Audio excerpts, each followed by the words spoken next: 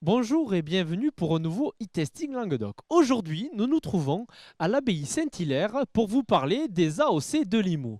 Marlène Tisser, vous êtes directrice du syndicat. Est-ce que vous pouvez nous parler de cette appellation? L'appellation Limoux se situe à peu près à 25 km de Carcassonne, une centaine de kilomètres de Toulouse et surtout c'est l'axe du fleuve Aude. Donc cette appellation est composée de 1700 hectares à peu près et ce qui est assez marquant c'est que c'est un terroir qui a gardé une très grande biodiversité, beaucoup de forêts. Il n'y a pas de grandes plaines viticoles, Non. c'est des petits îlots au milieu de la nature. Voilà, donc nous avons 5 appellations. 3 appellations effervescentes, la blanquette de Limoux, Limoux méthode ancestrale et crément de Limoux. Donc ça, ce sont pour les vins effervescents. Et ensuite, 2 vins tranquilles qui sont le Limoux blanc et le Limoux rouge.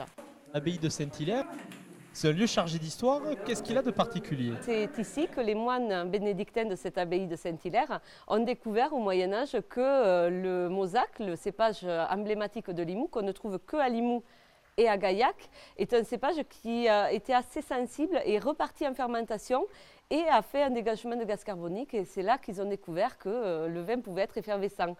Et on a le premier texte qui a authentifié cette production de vin effervescent qui date de 1544. Donc le premier vin effervescent du monde. C'est ça, le premier du monde a été voilà. fait ici à l'abbaye de Saint-Hilaire, à Limoux, dans le Languedoc. C'est ça, tout à fait. Nous fêtons en ce moment les 80 ans de l'appellation de la blanquette. 1544, c'est le premier document.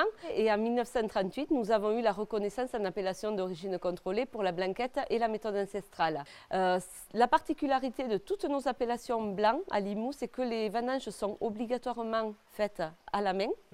Donc c'est un moment d'intense activité à Limoux, mais aussi assez festif. Et il y a le carnaval aussi qui n'est pas lié Oui. aux 80 ans, mais par contre c'est une spécialité limouxine. Le carnaval, effectivement, puisqu'il a commencé en janvier et il se termine en mars.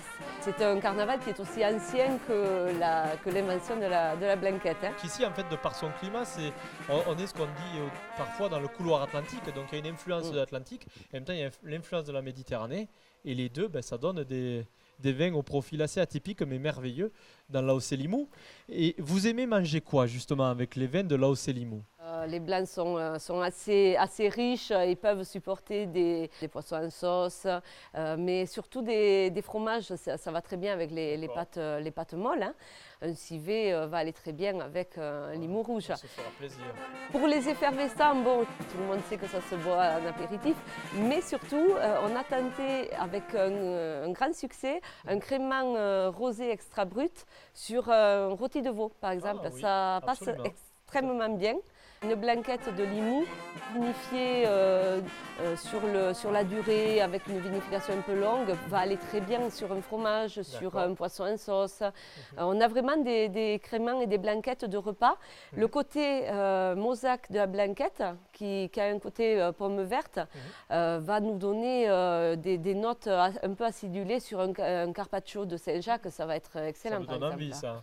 Au final, il faut éviter les vins secs, les vins bruts sur les desserts. Ça les dénature. Il vaut mieux une blanquette méthode ancestrale pour le sucre qui va accompagner les desserts. Eh bien écoutez, merci beaucoup pour cette explication dans ce cadre magnifique. Eh bien voici comment se termine ce e-testing Languedoc. Je vous dis à bientôt autour d'une bulle. Au revoir. Au revoir.